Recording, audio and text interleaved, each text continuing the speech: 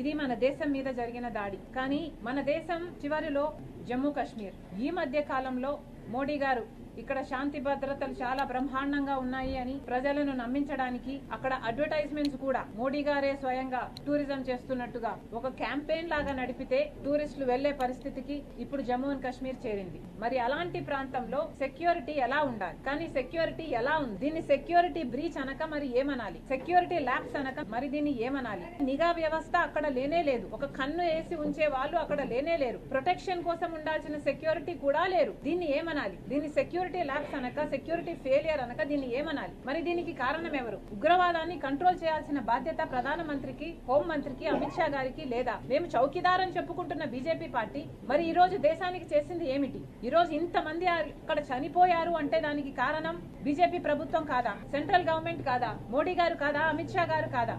Moral responsibility వహించి ఈరోజు మోడీ, అమిత్ షా రాజీనామాలు చేయాలని, రిజిగ్నేషన్ ఇవ్వాలని మేము డిమాండ్ చేస్తున్నాం. దేశమంతా ఈ రోజు దాడి జరగబోతుంది అంటే ఇంటెలిజెన్స్ లేదా అని అడుగుతున్నారు. ఇండియన్ ఇంటెలిజెన్స్ ఏమైనట్టు అని అడుగుతున్నాం. ఇది ఇంటెలిజెన్స్ ఫెయిలియర్ కాదా అని అడుగుతున్నాం.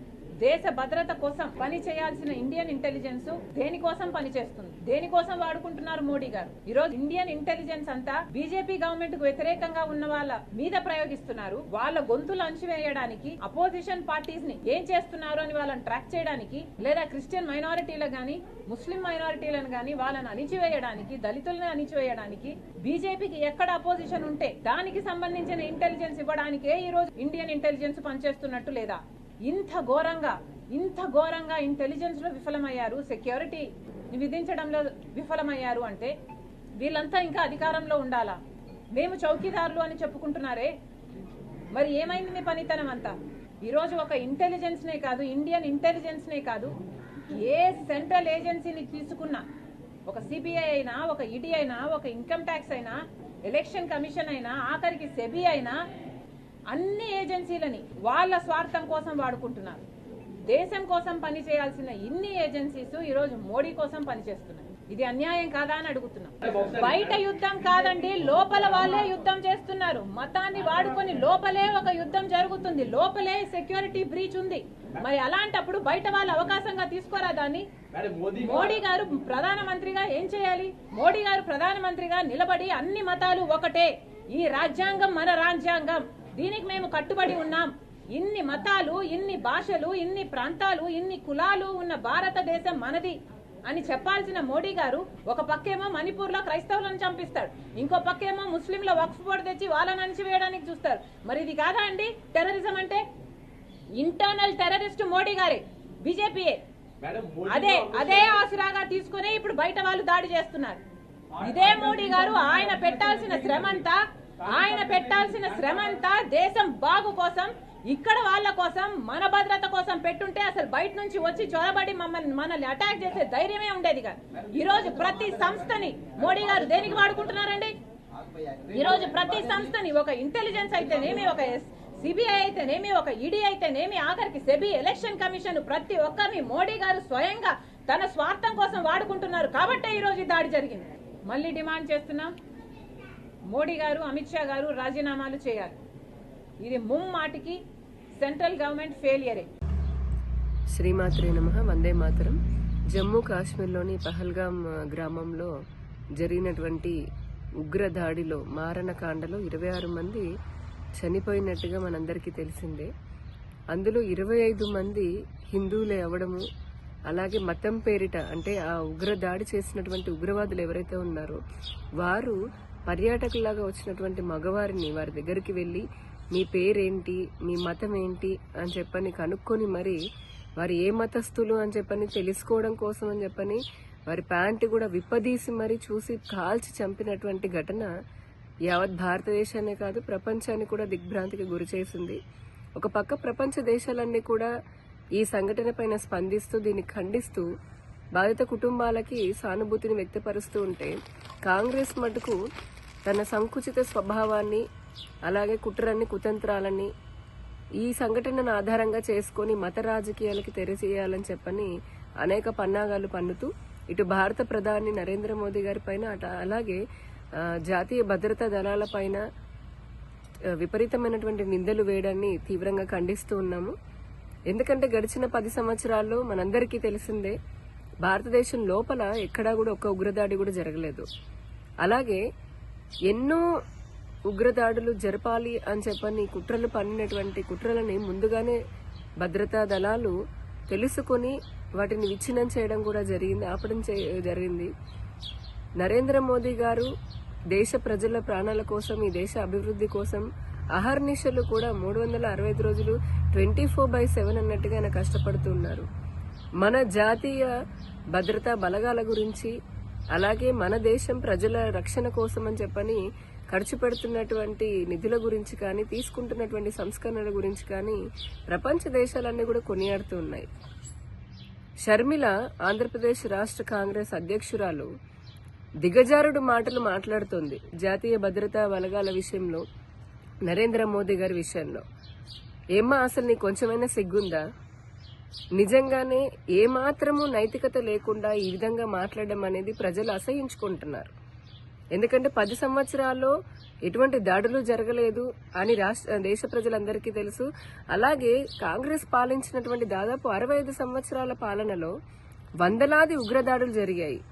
అంతెందుకు, అటు కేంద్రంలో కాంగ్రెస్, ఇటు రాష్ట్రాల్లో కాంగ్రెస్ ఉన్నప్పుడు కూడా హైదరాబాద్లోని గోకుల్ చాట్ కానీ, లేదా లుంబిని పార్క్ లో కానీ, ముంబై పేలుళ్లు కానీ, ఎప్పుడు ఏ రైల్వే స్టేషన్లో, ఏ బస్ స్టాండ్లో ఎక్కడ ఏ బాంబు పేలుతుందో, ఏ ఉగ్రవాది వచ్చి కాల్చి చంపుతాడని భయంగా బతికింది భారతదేశం. నేడు ప్రజలందరూ కూడా సురక్షితంగా ఉన్నారు. జాతీయ భద్రతా బలాలు చాలా పకడ్బందీగా పనిచేస్తూ ఉన్నాయి.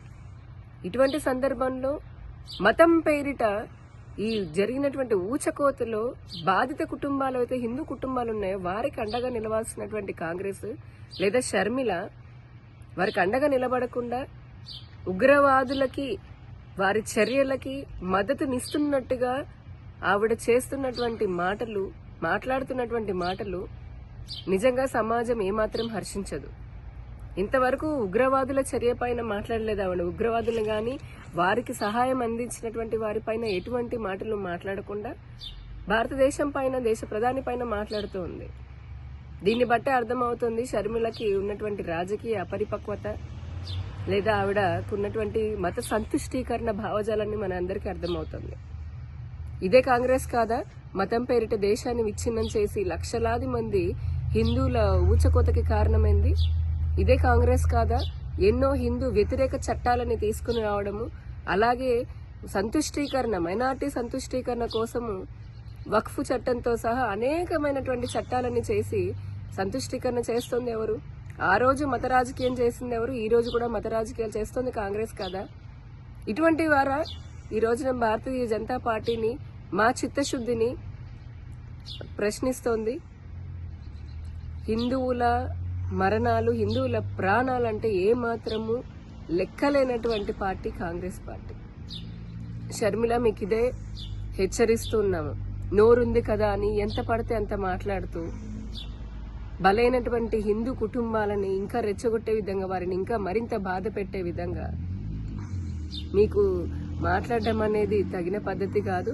ఇప్పటికే మీ కాంగ్రెస్ నాయకులు ఎవరైతే ఉన్నారో, అటు తెలంగాణ కానీ ఇతర రాష్ట్రాల్లో ఉన్నటువంటి వాళ్ళు ఐ లవ్ పాకిస్తాన్, పాకిస్తాన్ పైన మా ప్రేమ ఉంది అని చెప్పని విరగబడి పాకిస్తాన్ పైన ప్రేమను చూపిస్తూ ఉన్నారు.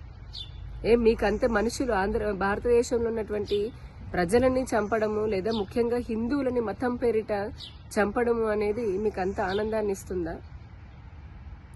ఎందుకంటే ఇప్పటికే కాంగ్రెస్ పార్టీ ఈ దేశాన్ని విచ్ఛిన్నం చేయాలనుకున్నటువంటి విచ్ఛిన్నకర శక్తులతో ఎప్పుడూ స్నేహం చేస్తూనే ఉంది. ఈ దేశాన్ని విచ్ఛిన్నం చేయాలనుకున్న శక్తులతో స్నేహం చేయడమే కాదు, వారికి ఎటువంటి సహాయ సహకారాలు ఎవరు అందిస్తున్నారో కూడా దేశ ప్రజలందరికీ బాగా తెలుసు. దయచేసి ఇప్పుడు ఈ జరిగినటువంటి సంఘటన పైన చౌకబార్ రాజకీయాలు చేయకుండా ఆ బాధితులకి అండగా ఉంటూ, ఇక మీదటైనా సరే ఈ దేశంలో మతం పేరిట ముఖ్యంగా హిందువులను కోసేటటువంటి ఉగ్రవాదానికి వ్యతిరేకంగా మీరు కూడా సహకరించాలి ప్రభుత్వాలకి. నేను షర్మిలని సూటిగా ప్రశ్నిస్తున్నాను. ఈ జరిగినటువంటి దాడిని ఇస్లామిక్ టెర్రర్ యాక్టివిటీ లాగా, లేదా జిహాదీ టెర్రరిజం లాగా ఒప్పుకునేటటువంటి ధైర్యం నీకుందా? మేము సవాల్ చేస్తున్నాం. రండి చర్చకి. మీ కాంగ్రెస్ పాలనలో ఉగ్రదాడులు ఎక్కువ జరిగాయా? లేదా మా భారతీయ జనతా పార్టీ హయాంలో ప్రజలని ఏ విధంగా మేము కాపాడాము అనేది తేల్చుకుందాం రండి. ఇలానే పిచ్చి పిచ్చి మాటలు మాట్లాడుతూ ఉంటే గనక ఇప్పటికే హిందువులు మీకు పెద్ద ఎత్తున బుద్ధి చెప్తున్నారు. ఈసారి మరింతగా వారు పడినటువంటి బాధకి మీకు ఇంకా ఏ విధంగా బుద్ధి చెప్తారో మరి అటువంటి స్థితి మీరు తెచ్చుకోవద్దు అని చెప్పని కూడా హెచ్చరిస్తూ ఉన్నాను. హిట్ టీవీ యాప్, ఇందులో short news, live news, entertainment shows, movies, digital magazines తో పాటు మీ జిల్లా వార్తలను కూడా ఫ్రీగా చూడొచ్చు. అంతేకాదు కేజీ నుంచి పీజీ వరకు విద్యార్థులకు స్కాలర్షిప్ కూడా అందిస్తున్నాం. ప్రతి వారం 10 మందికి లక్కీ డ్రా ద్వారా ఒక్కొక్కరికి 10,000 రూపాయలు అందిస్తున్నాం. ఇంకెందుకు ఆలస్యం, వెంటనే హిట్ టీవీ యాప్ ని డౌన్లోడ్ చేసుకుని ఫ్రీగా ఎంటర్టైన్మెంట్ పొందండి. Hit TV app. Hit TV app. Please download hit TV app. Hit TV app ని ఫ్రీగా డౌన్లోడ్ చేసుకుని ఎంజాయ్ చేయండి. మీకు నచ్చిన ఎంటర్టైన్మెంట్ కోసం హిట్ టీవీ యాప్ ని ఫ్రీగా డౌన్లోడ్ చేసుకుని ఎంజాయ్ చేయండి. హిట్ టీవీ యాప్ ని డౌన్లోడ్ చేసుకుని ఆస్వాదించండి, ఆశీర్వదించండి. ఇంతమంది సెలబ్రిటీలు హిట్ టీవీ యాప్ ని డౌన్లోడ్ చేసుకోండి అని చెప్తున్నారంటే ఎంత మంచి యాప్ ఆలోచించండి. అమెరికా అమెరికా అమెరికా అమెరికాలో చదవాలనుకునే వాళ్ళకి విశ్వసనీయమైన పేరు మన శౌర్య కన్సల్టెన్సీ. UK లో 1 year masters. UK లో 1 year masters. 2 years work permit up to 5 years visa. Contact Saurya Consultancy. Contact 89851 89851.